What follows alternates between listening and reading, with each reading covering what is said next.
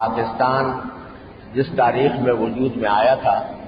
وہ رمضان کی 27ویں شب تھی اور جمعۃ الوداع تھا۔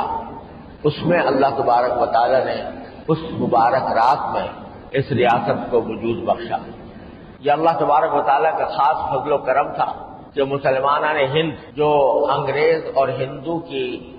دوہری چکی میں پس رہے تھے، ان کو ان کے مطالبے کے مطابق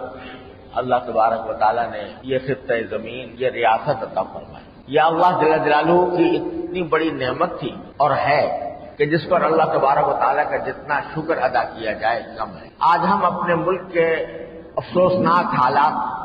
کا بکثرت شکوہ کرتے ہیں اور یہ شکوہ حق بجانب بھی ہے۔ ہم نے اس دوران بہت کچھ غلطیاں کی ہیں اور ان کی سزا بھگتی ہے۔ جس مقصد کے لیے اور جس نام پر یہ ملک قائم ہوا تھا،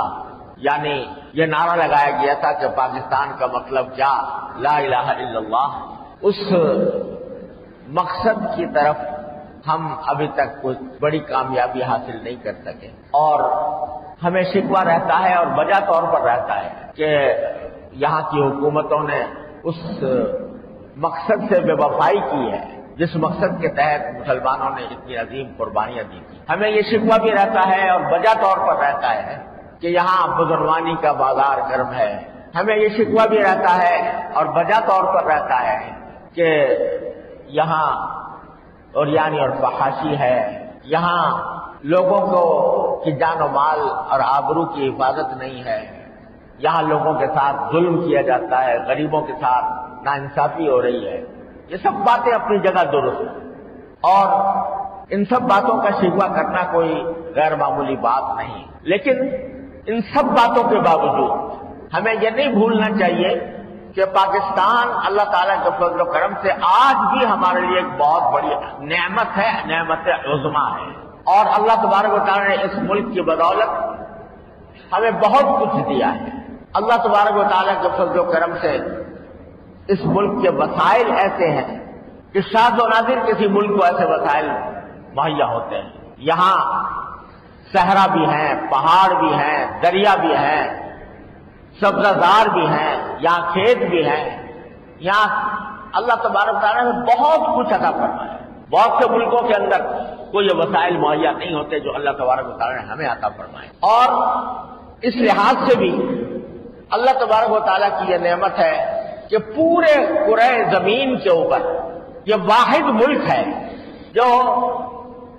جس کے دستور میں یہ بات طے شدہ قرار دی گئی ہے کہ اس کائنات پر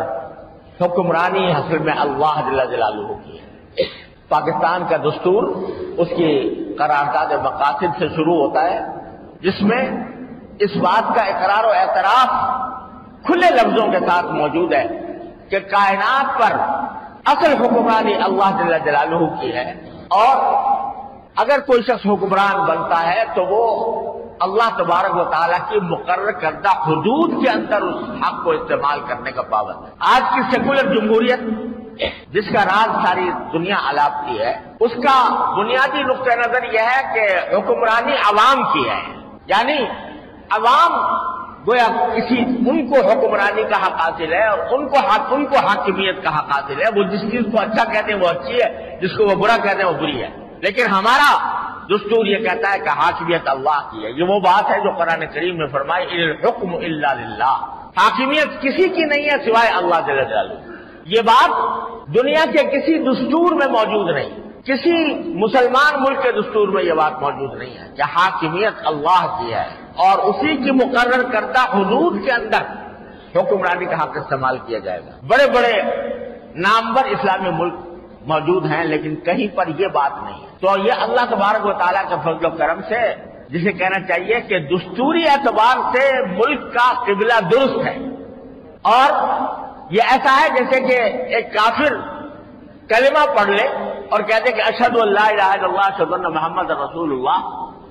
تو وہ کفر سے نکل کر اسلام میں آ جاتا ہے اور اللہ تبارک و تعالیٰ اس کو اسلام کی دولت عطا فرما دیتے ہیں۔ اگر وہ بعد میں بے عملی کا شکار ہو تو بدعمل کہلائے گا، بے عمل کہلائے گا، اور اس کو اس کے اوپر تنقید بھی کی جائے گی، لیکن اس کو یہ نہیں کہا جائے گا کہ یہ مسلمان نہیں رہا۔ اسی طرح اللہ تبارک و تعالی نے ہمیں ایسا ملک عطا فرمایا جس کا قبلہ اصل کے اعتبار سے درست ہے، اللہ کی حاکمیت کو ماننے والا۔ پھر اسی دستور کے اندر یہ بات موجود ہے کہ جتنے اسلامی عقائد ہیں، اللہ تعالیٰ کی توحید، نبی کریم صلی اللہ علیہ وسلم کی رسالت، آپ کے اوپر نبوت کا اختتام، ملائکہ، قرآن کریم اور یوم آخرت، ان سب کا ذکر موجود ہے کہ ان پر ایمان لائے بغیر کوئی شخص پاکستان کا حکمران نہیں بن سکتا۔ یہ بات بھی دنیا کے کسی ملک میں نہیں ہے۔ جو شخص یہاں صدر کا عہدہ کرے گا، جو وزیر اعظم کا عہدہ اس کو ملے گا، اس کو یہ حلف اٹھانا پڑے گا کہ میں ختم نبوت پر ایمان رکھتا ہوں، اور اگر کوئی شخص یہ حلف نہیں اٹھائے گا وہ سربراہ نہیں بن سکتا۔ غرض اس میں یہ موجود ہے، اور اس کا راستہ آج بھی کھلا ہوا ہے کہ یہ موجود دستور کے اندر یہ بات موجود ہے کہ ملک کا کوئی قانون قرآن و سنت کے خلاف نہیں بنایا جائے گا، اور یہ حق دیا گیا ہے، ہر شہری کو حق دیا گیا ہے کہ اگر وہ کسی قانون کو قرآن و سنت کے خلاف پائے تو وہ عدالت وفاقی شرعی عدالت میں دعویٰ دائر کر سکتا ہے اور حکومت کو مجبور کر سکتا ہے کہ اس قانون کو تبدیل کرے۔ افسوس ہے کہ ہمارے ماحول میں کچھ ایسی ناواقفیت ہے اور سیاست کا کچھ ایسا انداز ہے کہ جلسے جلوسوں نعروں کے ذریعے جو کام کیا جائے وہ تو لوگوں کے سامنے آتا ہے، لیکن اگر کوئی پرامن اور صحیح طریقے پر سنجیدگی کے ساتھ کوئی کام کر کے اگر شریعت کی طرف پیش قدمی کا کوئی راستہ ہو تو اس کی طرف لوگوں کو توجہ، آج شاید بہت سے لوگوں کو یہ بات معلوم بھی نہیں ہوگی کہ ہر شہری کو، پاکستان کے ہر شہری کو یہ حق حاصل ہے کہ وہ مروجہ کسی بھی قانون کو چیلنج کر دے۔